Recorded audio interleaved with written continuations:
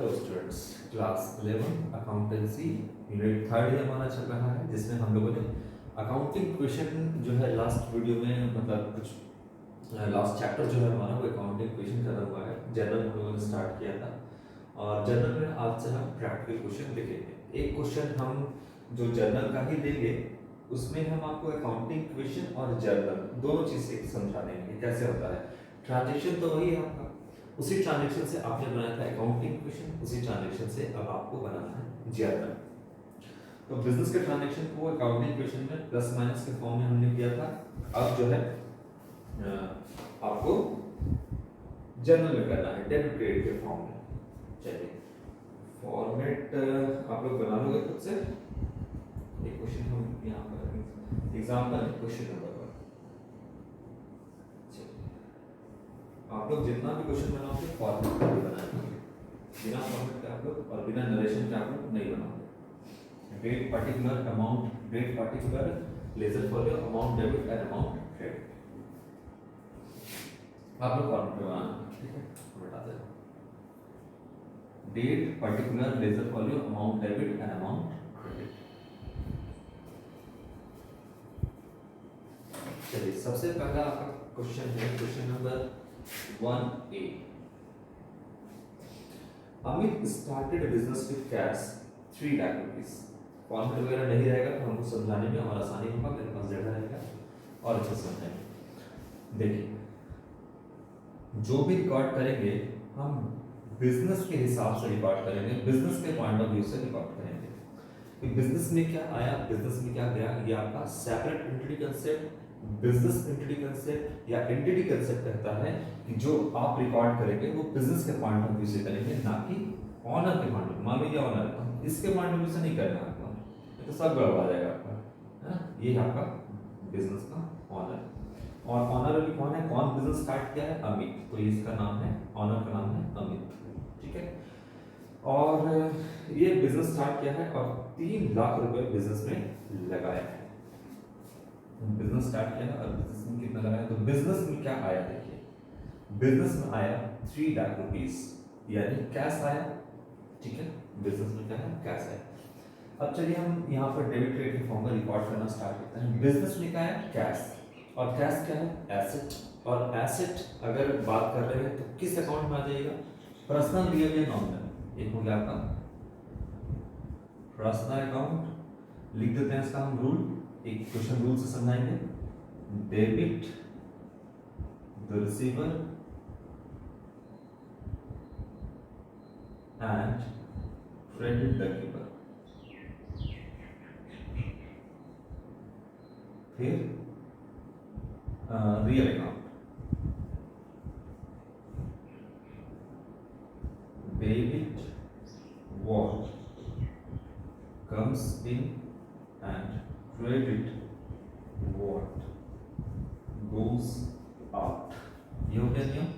इसके बाद nominal account,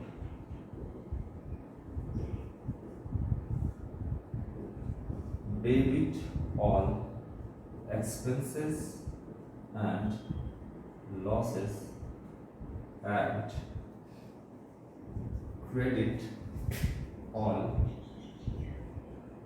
income and gains, ठीक है। चलिए यही आपका रूल है, 3 रूल। और एक रूल आपका मॉडर्न अप्रोच से मैंने आपको बताया था कि कोई भी मॉडर्न अप्रोच से कोई भी एसेट है तो उसका साइड हमेशा क्या होता है, डेबिट होता है। और अगर एसेट बढ़ता है तो डेबिट और घटता है तो क्रेडिट। सेम चीज मैंने आपको लायबिलिटी के लिए बताया था, बस इसका उल्टा हो जाएगा एसेट का। एसेट का साइड डेबिट और लायबिलिटी का साइड हमेशा क्रेडिट होता है। अगर लायबिलिटी बढ़ता है तो क्रेडिट और घटता है तो डेबिट।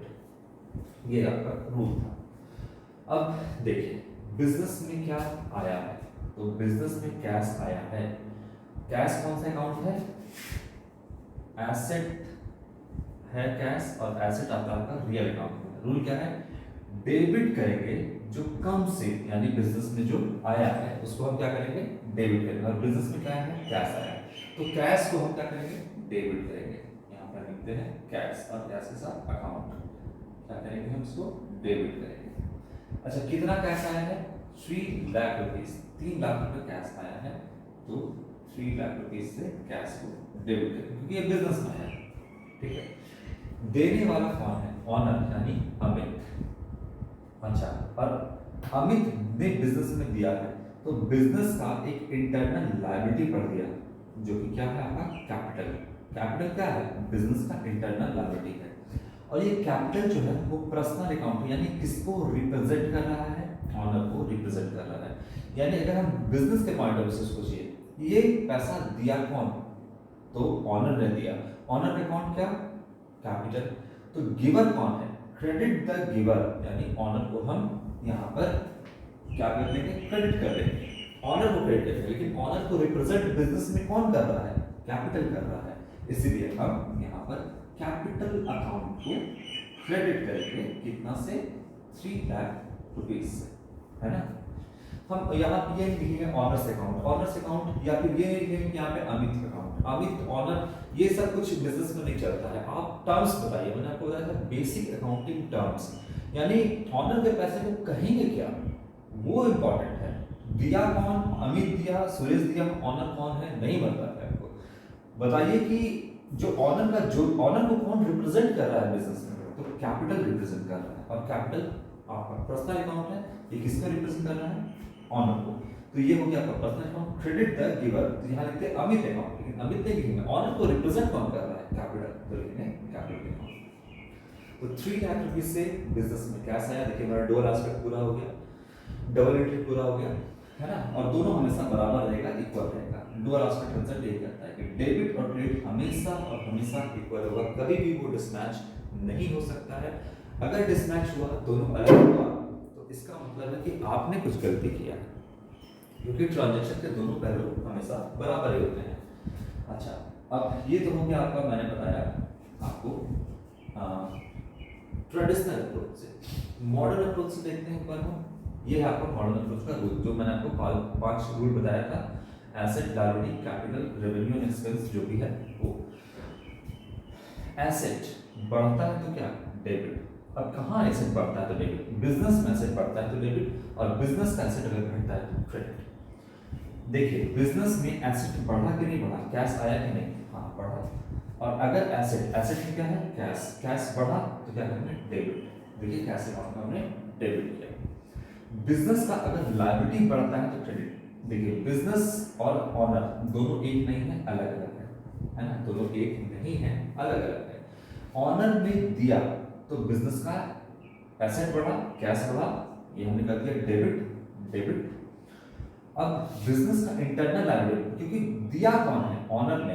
तो according to separate entity concept, जो ऑनर है वो बिजनेस का कौन कहलाता है? बिजनेस एंटिटी कंसेप्ट के हिसाब से ऑनर बिजनेस का क्रेडिटर कहलाता है। और यहाँ पर ऑनर ने दिया है, और ऑनर को कौन रिप्रेजेंट कर रहा है? कैपिटल। तो कैपिटल जो है वो बिजनेस के लिए एक तरीके से लायबिलिटी है। क्या है? बिजनेस के लिए लायबिलिटी है। लायबिलिटी क्यों है? क्योंकि देखिए ये दोनों अलग अलग है ना, और इसने दिया है तो बिजनेस को का की ये जिम्मेदारी है कि अपने क्रेडिटर यानी ऑनर को ये पैसा वापस भी करे। करना तो है, करेगा नहीं अभी, हालांकि बिजनेस चलेगा कैसे? करना है, लेकिन क्यों? क्योंकि ये दोनों अलग अलग है। यही बिजनेस एंटिटी कंसेप्ट या सेपरेट एंटिटी कंसेप्ट कहता है। अच्छा, अगर ऑनर ने ये कैपिटल दिया है तो बिजनेस के ऊपर लायबिलिटी बढ़ा, तो लायबिलिटी अगर बढ़ता है तो क्या करते हैं? देखिए तो क्रेडिट करते हैं। तो यहाँ पर हमने लायबिलिटी क्या है बिजनेस के ऊपर? कैपिटल। तो कैपिटल लायबिलिटी है, बढ़ा, इसलिए हमने कैपिटल क्या कर दिया? क्रेडिट कर दिया। और कौन सा लायबिलिटी है बिजनेस के लिए? तो वो इंटरनल लायबिलिटी है, क्योंकि ऑनर ने दिया है, किसी आउटसाइडर ने नहीं दिया है, किसी बाहर वाले ने, बैंक वाले ने या किसी आउटसाइडर ने नहीं दिया है, बल्कि बिजनेस का मालिक ने ही दिया है। इसीलिए कैपिटल इंटरनल लायबिलिटी है। बट लायबिलिटी तो है, और कोई भी लायबिलिटी अगर बढ़ता है तो क्रेडिट करेंगे, इसीलिए कैपिटल को हमने क्रेडिट किया। ठीक है, आप मैनेजमेंट लिख दोगे being started business with cash format के साथ। ये हो गया आपका पहला transaction, first number, transaction number first and second. इससे ज़्यादा कोई एक्सप्लेनेशन नहीं है इसमें, क्योंकि ट्रेडिशनल से भी बता दिया मैंने और मॉडर्न से भी। आपको जैसे मर्जी आप पैसे बनाइए, उसमें कोई भी गलती नहीं। हालांकि दोनों चीज़ आपके दिमाग में होना चाहिए। सेकंड ट्रांजेक्शन क्या करता है, बाउ गुड्स फॉर कैश, बाउ गुड्स फॉर कैश। देखिए एक चीज और इसमें समझाते हैं, ऑनर जो भी देता है बिजनेस में वो उसके कैपिटल का हिस्सा हो जाता है, ये मैंने आपको अकाउंटिंग क्वेश्चन में भी बताया था। तो अगर ऑनर फर्नीचर भी लेके आएगा तो कैपिटल में जुड़ जाएगा, जितने का फर्नीचर लेके आता है, मान लो 5,000 का फर्नीचर भी लेके आता है ऑनर, तो कैपिटल कितना हो जाएगा 3,05,000, और यहाँ पे कैश 3 लाख और फिर फर्नीचर डेबिट हो जाएगा 5,000 से। ठीक है, कुछ भी लाता है तो याद रखिए कैपिटल में जुड़ता है। अब ये तो हो गया आपका जर्नल। अकाउंटिंग क्वेश्चन में क्या होगा, asset is equal to liabilities plus capital, तो यहाँ पर कैश हो जाएगा plus cash plus 3 lakh rupees, outside liability 0 और कैपिटल प्लस 3 लाख रुपीज। इस ट्रांजेक्शन का अकाउंटिंग क्वेश्चन में ये रहेगा और जर्नल में ये रहेगा। ठीक है, इसके बाद बाउ गुड फॉर कैश, कैश ने बिजनेस ने परचेस किया। अब ऑनर को टाटा बाय बाय करिए, ऑनर को 3 लाख रुपए देना था, ऑनर ने 3 लाख रुपए बिजनेस को दे दिया है। अब बिजनेस अपने तरीके से खर्च करेगा, ऑनर ने कितना दिया 3 लाख, वो दे दिया, अब ऑनर को हटा दीजिए क्योंकि अब ऑनर के पॉइंट ऑफ व्यू से रिकॉर्ड कर रहे हैं। जब ऑनर देगा कुछ भी बिजनेस में तब हम ऑनर का नाम लेंगे और उसके बारे में क्या ट्रांजेक्शन होगा वो हम बात करेंगे। फिलहाल ऑनर को भी छोड़िए, अब बिजनेस के पॉइंट ऑफ व्यू से बात करते हैं। सिर्फ बिजनेस ही रहेगा यहाँ पे, ऑनर नहीं।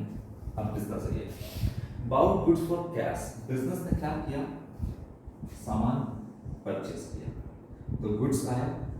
अब गुड्स आया यहाँ पर तो अब बिजनेस से जाएगा क्या, बिजनेस से कैश चला गया। ठीक है, कितने का है सामान का लोगों हम देख लेते हैं, यहाँ पर है 40,000 रुपए का है। ठीक है, कितने का है 40,000 रुपए। तो गुड्स आया और कैश गया बिजनेस। अकाउंटिंग क्वेश्चन में क्या होगा, देखिए अकाउंटिंग क्वेश्चन में यहाँ पर होगा, थोड़ा सा इसको बड़ा बनाना चाहते हैं, लायबिलिटीज प्लस कैपिटल, ये प्लस 3 लाख यहाँ होगा। अच्छा अब क्या होगा, स्टॉक माइनस होगा, यहाँ पर लिख देते हैं सीधा सीधी, स्टॉक सॉरी माइनस नहीं प्लस होगा स्टॉक, और क्या कैश का होगा माइनस होगा, यहाँ लिखते हैं स्टॉक प्लस होगा और कैश माइनस होगा 40,000 रुपीज। ठीक है, अकाउंटिंग क्वेश्चन में क्या होगा, देखिए बिजनेस में क्या आया, गुड्स आया तो स्टॉक बढ़ा, स्टॉक प्लस और क्या गया कैश गया बिजनेस, तो कैश माइनस, ये हुआ अकाउंटिंग क्वेश्चन में 40,000 रुपीज से, कितने से 40,000 से। लेकिन अब जब आप बिजनेस में जर्नल बना रहे हैं तो बिजनेस में जब आप गुड्स परचेज करते हैं तो याद रखिएगा हम गुड्स के जगह पे परचेज वर्ड का इस्तेमाल करते हैं, स्टॉक अभी हम नहीं लिखेंगे, परचेज लिखेंगे। परचेज का मतलब ही होता है कि आपने गुड्स परचेज किया है। अगर कोई एसेट परचेज किया जाएगा बिजनेस में तो लिख देंगे मशीनरी परचेज, लिख देंगे फर्नीचर परचेज, लिख देंगे बिल्डिंग परचेज। लेकिन अगर सिर्फ परचेज बोले तो इसका मतलब गुड्स परचेज। ठीक है, अगर हम बोले कि परचेज बिजनेस ने परचेज किया है तो बिजनेस क्या ही परचेज करेगा, बिजनेस गुड्स ही परचेज करेगा ना, ताकि वो बेच सके।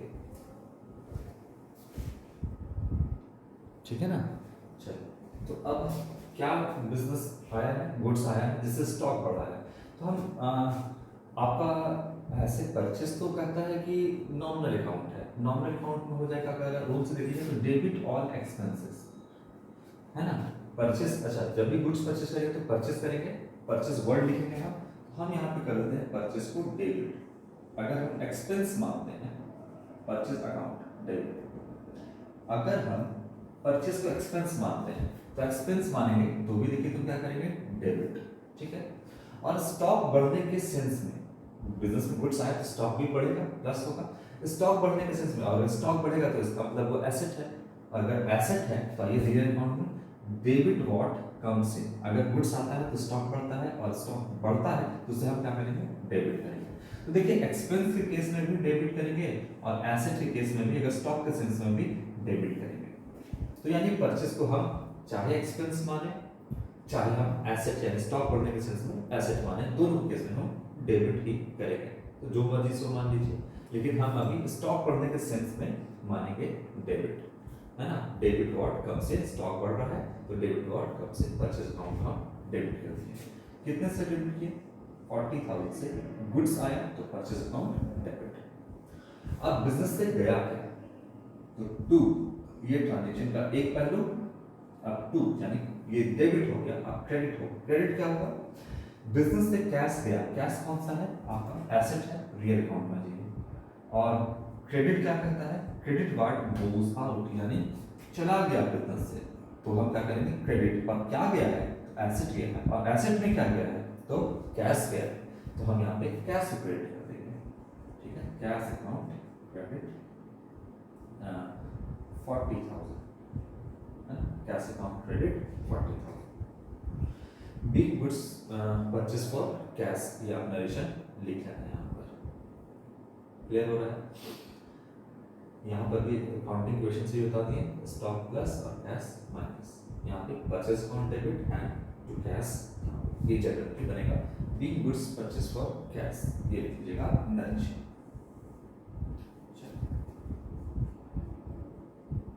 एक एक ट्रांजेक्शन को एक बार समझना है, अगर आप एक बार समझ जाइएगा तो आगे से आपको प्रॉब्लम नहीं होगा। तो हमेशा आप यही ध्यान रखिए, कोई भी ट्रांजेक्शन अगर आप बना रहे हैं, एक ट्रांजेक्शन को एक बार अच्छे से समझिएगा, बार बार वही होगा। ऐसा नहीं कि ये अब ट्रांजेक्शन किसी दूसरे क्वेश्चन में कुछ और हो जाएगा, यही रहेगा आपका, है ना। इसीलिए आप एक बार आपको समझना है। थर्ड है sold goods for cash. Sold goods for cash कितने का है आपका, 50,000 रुपीज का सोल्ड गुड्स फॉर कैश। इसको समझाते हैं। ऑनर से हमको कोई लेना देना नहीं, हम ऑनर को हटा चुके हैं। अब देखिए sold goods for cash,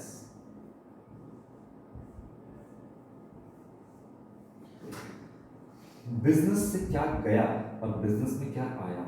sold किए हैं गुड्स, तो बिजनेस से गया गुड्स, गया क्या, गुड्स गया, बट कुछ तो आया बिजनेस में, क्या आया, कैश आया।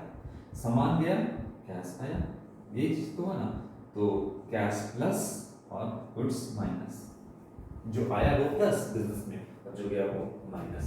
चलिए अब यहाँ पे काउंटिंग इक्वेशन में देखते हैं क्या हो जाएगा। सामान गया तो स्टॉक है ना, स्टॉक क्या हो जाएगा, माइनस हो जाएगा। गुड्स गया तो स्टॉक माइनस होगा, और बिजनेस में क्या आया, कैश, तो कैश हो जाएगा प्लस। अमाउंट जो भी होगा वो लिख देंगे 50,000 का अमाउंट। तो स्टॉक माइनस कैश प्लस, ये काउंटिंग इक्वेशन में होगा आपका। अब इसमें क्या होगा, देखिए जब सामान परचेज किए थे तो परचेज अकाउंट को डेबिट किए थे। जब सामान बेचेंगे तो हम अब परचेज तो कर नहीं रहे हैं, तो हम किस वर्ड का इस्तेमाल करेंगे, सेल्स का इस्तेमाल करेंगे। ठीक है, पहले देखिए बिजनेस में क्या आया, कैश आया बिजनेस में। जब कैश आया तो रियल अकाउंट एसेट है, रियल अकाउंट के रूप से बिजनेस में कम सी यानी आया क्या, जो भी आया, जो भी एसेट आया उसको हम डेबिट करेंगे। अब कौन सा एसेट आया, कैश आया, तो यहाँ पे हम कैश अकाउंट को डेबिट करते हैं। कर दिए हम डेबिट, जो भी अमाउंट है बाद में लिखेंगे, अमाउंट से क्या मतलब है, पहले डेबिट रेट जानना है। तो देखिए कैश आया कम से, क्या है, कैश एसेट है तो रियल अकाउंट में आइए। अब रूल क्या है, रूल क्या कहता है, कम से आया क्या, तो जो भी आया एसेट वो डेबिट करेंगे। अब क्या है, तो यहाँ पर कैश है तो कैश अकाउंट डेबिट। ठीक है, इसके बाद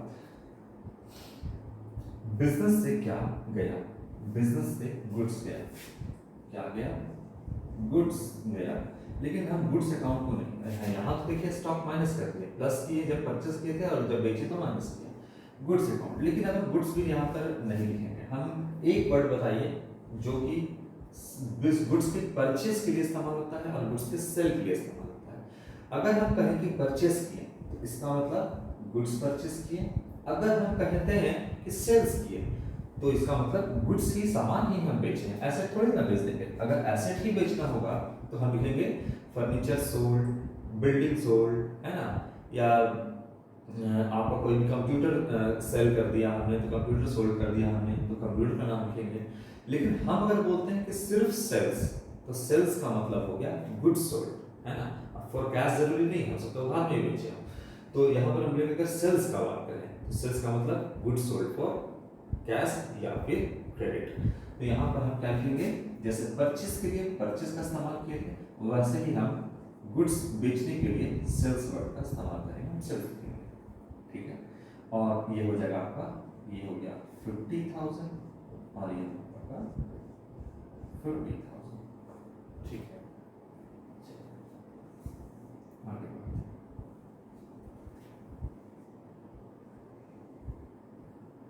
क्लियर हो गया? अब मॉडर्न अप्रोच से भी चाहे तो देख सकते हैं, है ना, अगर, लेकिन कंफ्यूज हो जाएगा थोड़ा। देखिए एक्सपेंस बढ़ता है तो डेबिट करते हैं और एसेट घटता है तो क्रेडिट करते हैं। यहाँ पर एसेट बढ़ता है तो डेबिट करते हैं और यहाँ पर इनकम बढ़ता है, क्योंकि सेल्स से आपका रेवेन्यू जनरेट हुआ है, इनकम बढ़ता है तो हम क्रेडिट करते हैं, है ना। आप अभी इसको चलिएगा, इसी रूप में चलिएगा जैसे हम बता रहे हैं, वैसे ही चलिएगा। अभी दोनों तरफ दिमाग लगाने की जरूरत नहीं है। फोर्थ नंबर क्या कहता है, purchase a computer for business. एक कंप्यूटर परचेस किया गया है बिजनेस के लिए। कितने का है ये? तो 30,000 रुपीज का, 30,000 का कंप्यूटर परचेस किया गया है। तो अब स्टॉक तो नहीं होगा, इसको हटाना है थोड़ा सा, और कैश है देख लेते हैं, ऑन क्रेडिट है आपका है कुछ नहीं लिखा है, इसका मतलब फॉर कैश है 30,000 का। तो बिजनेस से में क्या आया, प्लस कर देंगे, एसेट आया कंप्यूटर प्लस, और क्या गया कैश माइनस। ये होगा अकाउंटिंग क्वेश्चन। अकाउंटिंग क्वेश्चन में कंप्यूटर हो जाएगा प्लस और कैश हो जाएगा माइनस। अब यहाँ देखिए क्या होता है जनरल में कैसे। चलिए बिजनेस में क्या आया, तो बिजनेस में आया आपका कंप्यूटर, यानी एसेट, रियल अकाउंट एसेट, और क्या गया, तो बिजनेस से आपका चला गया कैश, यानी कैश माइनस और computer plus. Computer plus cash minus, एक अकाउंटिंग क्वेश्चन करता है। अब जर्नल में कैसे करेंगे, तो देखिए कंप्यूटर आया बिजनेस में, एसेट है कंप्यूटर, कम्स इन, तो क्या करेंगे डेबिट, यहाँ पे हम कंप्यूटर को डेबिट कर देंगे। आप ऑफिस इक्विपमेंट भी लिख सकते हैं, बताते हैं एक मिनट रुकिएगा, पहले आप कंप्यूटर अकाउंट डेबिट करिए, डेबिट कर दिया हमने। देखिए कंप्यूटर आया, debit what comes in, real account rule से आपका डेबिट किया। बिजनेस में एसेट आया और एसेट ही गया, तो दोनों रियल अकाउंट के रूल से बनेगा। देखिए कंप्यूटर भी आपका एसेट है और कैश भी आपका एसेट है, तो आया क्या कंप्यूटर, तो कंप्यूटर को हमने डेबिट कर दिया, और गया क्या गोज आउट, गया क्या तो आपका गया कैश, तो क्रेडिट वार्ड गोज आउट, हम कैश में यहाँ पे क्रेडिट कर देंगे अमाउंट। आया बात समझ में? तो debit ward comes in, credit ward goes out, amount है आपका 30,000।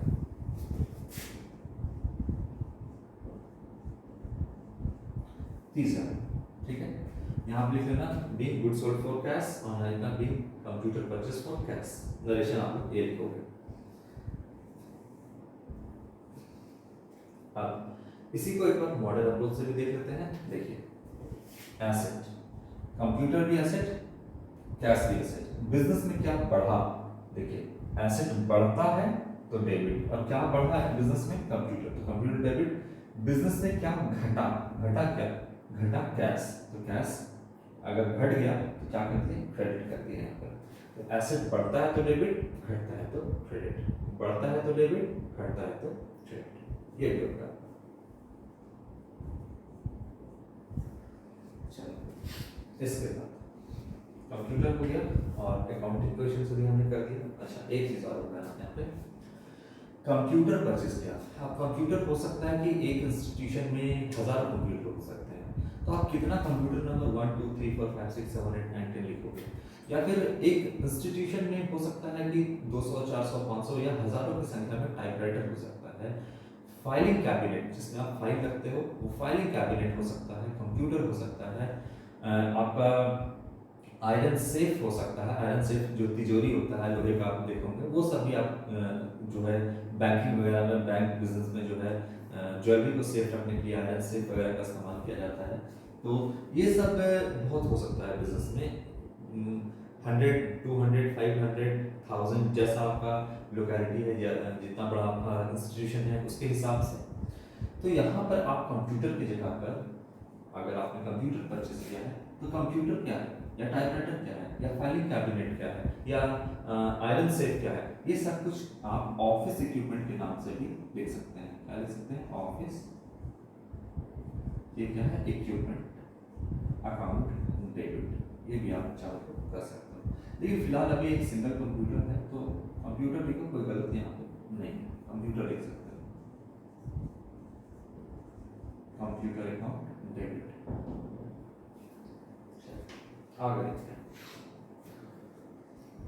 हैं, पेड सैलरी 5000, पेड सैलरी 5000।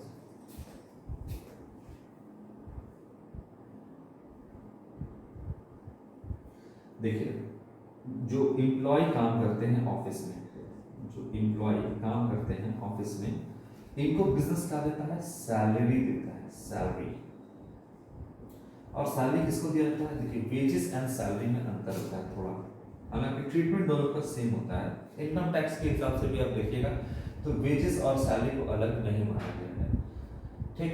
लेकिन यहाँ पर सैलरी और वेजेस का बेसिक क्या डिफरेंस करूँगा? देखिए जो आप दिमाग से काम करते हो और मंथ में एक बार पैसा लेते हो, कोई फिजिकल लेबर नहीं कर रहा हो, दिमाग से आप काम कर रहे हो, जितने भी एम्प्लॉयज हैं या ऑफिस के जो वर्कर हैं, या अगर हम ही लोग अपने बात करें तो क्या हम कोई फिजिकल लेबर कर रहे हैं?